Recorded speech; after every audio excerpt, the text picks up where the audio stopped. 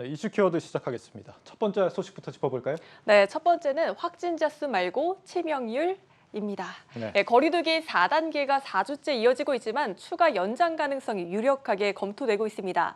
어젯밤 중앙사고수습본부 회의에서 다수 전문가 위원들이 현행 거리두기를 2주 더 연장해야 한다는데 의견을 같이 한 것으로 나타났습니다. 최고 단계의 거리두기인데도 여전히 확진자가 정체 양상만 보일 뿐 감소세로 전환되지 않고 있기 때문입니다. 이 4단계의 핵심은 역시 저녁 3인 이상 사적 모임 금지 부분입니다. 자영업자들 부담이 상당한 것 같은데 추가 연장이라면 고통이 더 커지겠는데요? 네, 맞습니다. 자영업자들은 4단계 연장은 사실상 사형 선고와 같다면서 이 대규모 차량 시위까지 예고하고 나섰습니다. 상황이 이렇다 보니 자영업자 단체 일부 전문가들 사이에서 이 요즘 거리두기 등급을 결정하는 기준 자체를 바꾸자는 목소리가 나오고 있습니다. 확진자 수에 기반한 거리두기 방식을 치명률 기반으로 전환하자는 건데 이번 델타 변이 바이러스를 보면 거리두기 조치가 제대로 작동을 안 하는 것 아니냐는 겁니다. 따라서 치명률을 기반으로 방역 수칙을 전환하고 또 업종별로도 확진자 수 발생 비율을 분석해서 기준을 세분화해야 한다고 주장하고 있습니다.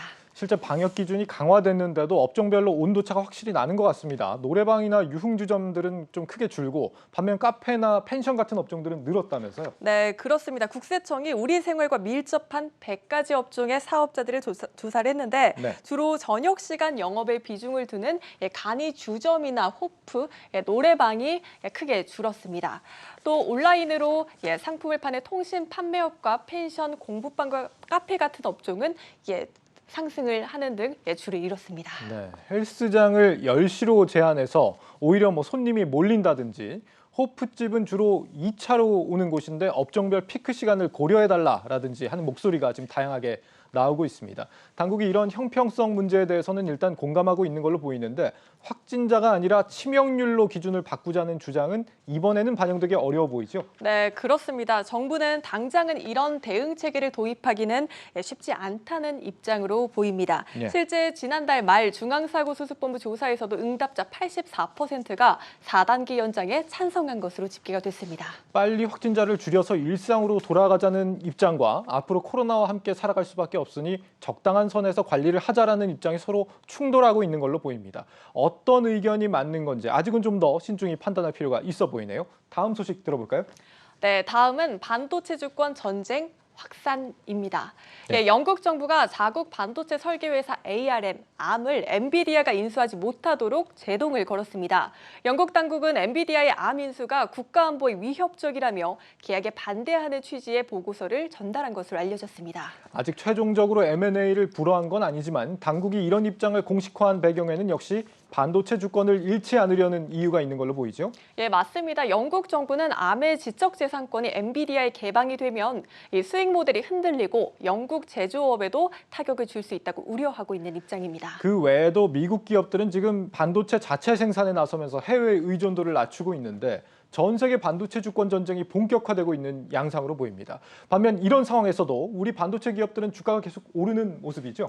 네, 맞습니다. 삼성전자와 SK 하이닉스의 주가가 모두 최근 반등에 성공을 하고 있는데 네. 아무래도 업계 경쟁 구도보다는 반도체 수급과 업황의 영향을 받고 있는 상황으로 풀이됩니다. 그렇다면 앞으로 이들 반도체 기업의 주가는 어떤 흐름을 이어갈지 이 부분은 문영민 기자가 분석해봤습니다. 8만 원대를 회복한 삼성전자와 12만 원 선 안팎을 탈환한 SK 하이닉스. 두 기업 모두 1분기 고점을 찍은 뒤 2분기 부진한 성적표로 일관했지만 최근 반등에 성공한 이후 상승세를 이어가고 있습니다. 증권업계는 반도체 재고 우려감이 해소됐고 업황 개선 기대감에 당분간 긍정적인 흐름이 이어질 것이라 전망했습니다. 4분기나 그 이후에 그런 우려 요인이 지난 5개월, 6개월 동안 계속 선반영해서 주가가 하락을 했고 그 와중에 2분기하고 3분기에 대한 그런 실적 눈높이는 계속 높아지고 있거든요. 이런 것들이 선반영 어느 정도 되고 나서 2분기, 3분기에 그런 기대를 하면서 이제 좀 단기적으로 이제 반등 국면에 진입하는 그런 상황이라고 보시면 될 것 같습니다. 이어 디램 가격이 상승 기조를 유지하고 있고 이를 포함한 메모리 반도체 수요 증가세도 견조하다며 상승 사이클은 여전하다고 덧붙였습니다.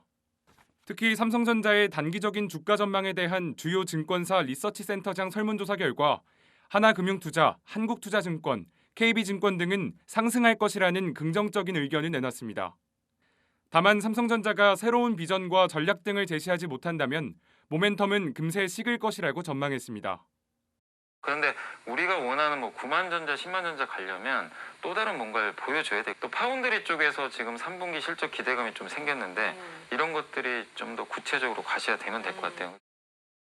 증권업계는 외국인 투자자 수급 변덕에 주가가 쉽게 흔들리는 삼성전자와 SK하이닉스 등 반도체 대형주가 아닌 비메모리 등 반도체 장비 중소형주로 눈길을 돌리는 것도 하나의 방법이라고 제시했습니다.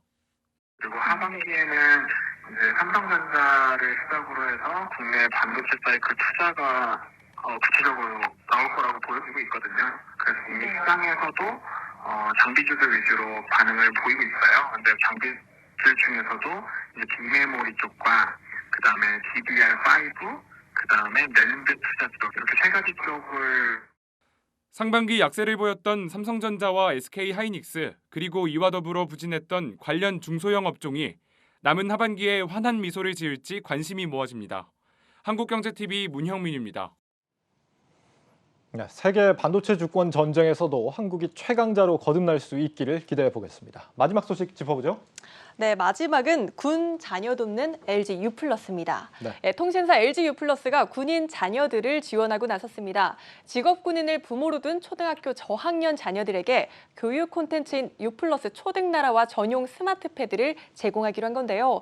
콘텐츠 비용은 물론 통신 요금까지 2년간 LG U+에서 부담한다고 합니다. 네, 인터넷을 통한 교육 콘텐츠를 제공하겠다라는 건데 보통 군인 가정들은 이 격오지에 많이 있잖아요. 보탬이 많이 되겠습니다. 네, 맞습니다. 군 가정은 특성상 읍면 이하 지역에 거주하는 비율이 높고 잦은 전출입으로 자녀들도 전학이 잦습니다. 이 때문에 학업 단절과 성적 부진을 우려하는 군 가정이 많은데 이를 지원하겠다는 겁니다. 네. 다만 모든 군 자녀는 아니고 국방부가 읍면 이하 지역에 거주하는 군인 자녀 500명을 선발할 예정입니다. 또 내년에는 1000명까지 확대할 방침이라고 합니다. 군 자녀들을 돕는 마음이 참 훈훈하다라는 생각이 드는데 사회공헌 활동이라고는 하지만 왜 하필 군 자녀를 지원하겠다고 나섰는지 궁금해집니다. 사실 LG U+ 차원에서는 국방부와의 스킨십이 어느 때보다 중요한 상황이긴 합니다. LG U+를 비롯한 통신 3사가 1조 2천억 원에 달하는 역대 최대 규모의 차세대 군 통신망 구축 사업 수주를 두고 격돌하고 있기 때문입니다. 우리나라 군 통신망 첨단화를 목표로 추진하는 전국 단위 첫 국방망 구축 사업으로 사업 기간만 10년이 넘고 이 장비 구축과 시공 비용에 더해 별도 운영비까지 포함하면 1조 2천억 원에 달하는 규모입니다. 국방부는 이달 초 평가를 거쳐서 중순쯤 우선 협상 대상자를 선정할 방침입니다. 그렇군요. 이유 있는 지원 활동일 수도 있겠지만 나라를 위해 벽지에서 희생하는 군 가족들을 돕는 마음은 참 훌륭한 것 같습니다. 이슈 키워드였습니다.